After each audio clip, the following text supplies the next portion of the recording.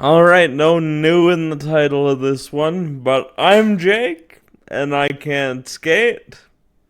And yesterday, again, while I was coming home from a work trip, the Flames signed Mikael Backlund to a 2-year contract extension. And my goodness, has never been polarizing for the fan base. I kind of assumed it would be. I fall more in the camp of I like this signing. So let's get into it a little bit. The Flames signed Mikael Backlund to a 2-year contract extension, which kicks in not this year, but the year after.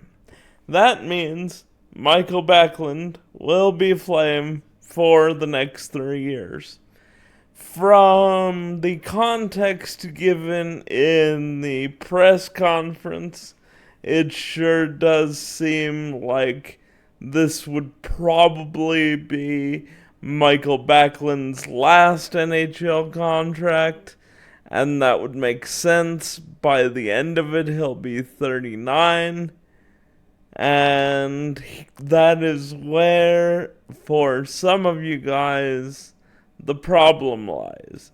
Because, as of today, right now, Mikael Backlund is 36. And Mikael Backlund, being 36, is, if not the oldest, easily among the oldest members of the Calgary Flames. And he's also a center. So, a somewhat common refrain I've seen is that Mikael Backlund is taking a spot that should be being taken up by a younger player. And while I can sympathize with the position, I generally believe that Mikael Backlund is not taking up a spot from a younger player, and that is because of the position he plays. Mikael Backlund is a center, and the Flames are not crazy deep in the center prospect department. Your 4 centers are likely a combination of Nazem Kadri, Mikael Backlund, Morgan Frost, and then right now, some level of rotating cast at 4th line center. There is really no young prospect that's gonna take that other spot. You could argue that Connor Zary is being blocked from being an NHL center with the signing of Mikael Backlund, but I don't think Connor Zary is going to be a center. I think he's going to be a top 6 winger on this hockey team, which means the closest thing to a blocked player caused by this contract is Rory Cairns. And no disrespect to Rory Cairns, he had a great season last year. He made a massive jump on the Wranglers and potentially showed that he could be a Calgary Flame. What Rory Cairns is not is Mikael Backlund. And what I mean by that is not only the captain of the hockey team, because leadership can be a fairly intangible thing, but Mikael Backlund is also somebody who plays every situation. He plays penalty killing minutes. He plays whatever line is the Mikael Backlund line, is given shutdown assignments, and for 80% of Mikael Backlund's career, his line has filled these assignments to an absolute T. Mikael Backlund may not generate the level of offense you'd like. He hasn't for much of his career, but nobody scores on the Mikael Backlund line. And that's a quality somebody like Rory Cairns might be able to give you, but if he can't, then you lose a critical piece of your defensive structure. Now, for some of you, that's not a problem because you'd like this team to be in lottery contention, and that's fine. I understand that as well. However, you will end up thrusting a young center into a role that they are not prepared to fill.